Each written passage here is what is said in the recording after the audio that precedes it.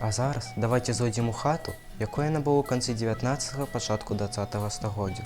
Лесу было шмат, таму і хату будавалі з тоўстых і смалістых бервянёў. Будавалі талакой. Талака – даўні народны звычай калектыўнай дапамогі ў гаспадарчых работах. Падлогу рабілі з дошак, столь таксама. На гарышчы на яе насыпалі апілкі з гліны для цяпла. Стрэхі раней былі саламянымі, цяпер часцей дах гонтавы з шыферу з чарапіцы.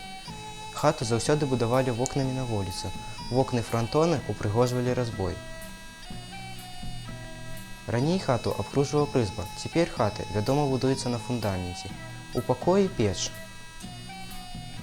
За печчу нары, пад ім складвалі розныя рэчы, далей уздоўж сцен шлі шырокія лавы. У чырвоным кутку стаяў стол. З упрыгожаннем у хаце былі абразы на покуці, тканыя посцілкі і ручнікі.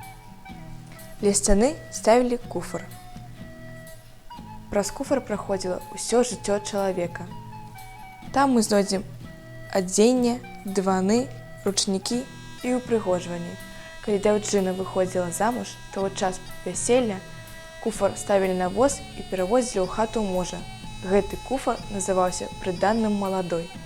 Калі куфар быў вялікі і ў яго было шмат адзення, то казалі, што маладой багатая прыданная. Малыя дзеткі спалі ў калысцы. Калыскі рабілі з лазы, дошак і дранкі. З дапамогай вяроўкі калыска падвешвалася да бэлькі, паблізу ад ложка, на якім спала маці. Гэта рабілася для таго, каб маці было зручна даглядаць малое дзіця. Калі сярод ночы дзіця плакала, маці ўставала з ложка і пачынала яго калыхаць. Дзіця звычайна засынала. Па народных павер'ях нельга трымаць, а тым больш гушкаць пустую калыску, таму на нашай калысцы таксама ёсць дзіця. Справа або злева ад увахода знаходзілася печ.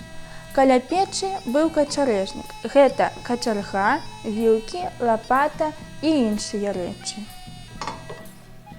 Для таго, каб паставіць чыгунную печ, карысталіся спецыяльнымі печнымі віламі. Такім жа спосабам даставалі з печы згатаваную ежу.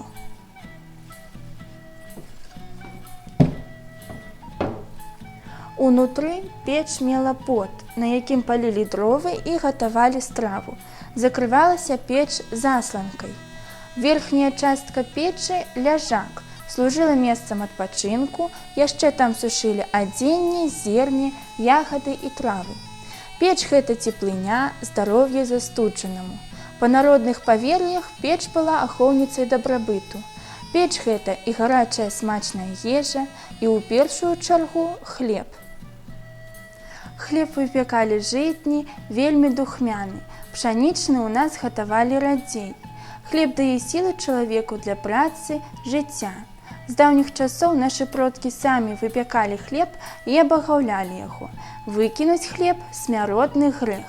Калі ён выпадкова выпаў з рук, трэба падняць лустачку, пацалаваць і сказаць «Даруй, Божухна». Покуць. Чырвоны кут. Найбольш шаноўнае месца ў хаце. На покуці развешваліся абразы, убраныя узорнымі ручнікамі, пучкі асвечаных у царкве, жытнёвых каласоў і траў. Покуць заўсёды размяшчалася па дыяганалі ад печы. На покуці стаяў засланы абрусам стол. На ім звычайна пакідалі хлеб, жбан з малаком, пакрыты ручніком. Калі сям'я садзілася за стол, на покуці займаў месца гаспадар, пасля яго па старшынству іншыя члены сям'і. Да столі падвешваўся павук, сімвал дабрабыту.